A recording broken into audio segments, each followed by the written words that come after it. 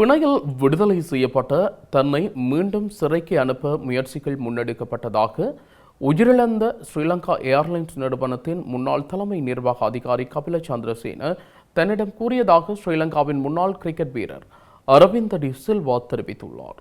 Sri Lankan airlines நிறுவனத்தின் முன்னாள் பிரதம நிறைவேற்று அதிகாரி கபில சந்திரசேனவின் மரண விசாரணை குறித்த சாட்சியம் அளிப்பின் போதே அவர் இதனை தெரிவித்தார். ஏர்பஸ் கொடுக்கல் வாங்கல் தொடர்பான வழக்கில் விளக்கமறியலில் இருந்து பிணையில் வெளியில் வந்த நிலையில் உயிரிழந்த கபில சந்திரசேனவின் மரண விசாரணை கொழும்பு கோட்டை நீதவான் பசங்க அமரசேன முன்னிலையில் நேற்றைய தினம் விசாரணைக்கு எடுத்துக் கொள்ளப்பட்டது. இதன்போது கொழும்பு குற்றத்தடுப்பு பிரிவின் அதிகாரிகள் விசாரணைகளில் முன்னேற்றத்தை நீதிமன்றத்தில் சமர்ப்பித்தனர். அதற்கமைய மேலதிக அறிக்கையுடன் பிரேத பரிசோதனை தொடர்பான இரு இணைப்புகளையும் காவல்துறையினர் நீதிமன்றத்தில் தாக்கல் செய்தனர்.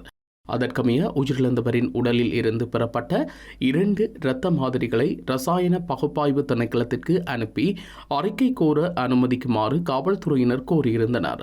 அத்துடன் கபிலவின் கையடக்க தொலைபேசி அதிக பாதுகாப்பு வசதிகளை கொண்டது எனவும் இதுவரை அதனை திறக்க முடியவில்லை என்றும் அதிகாரிகள் குறிப்பிட்டனர்.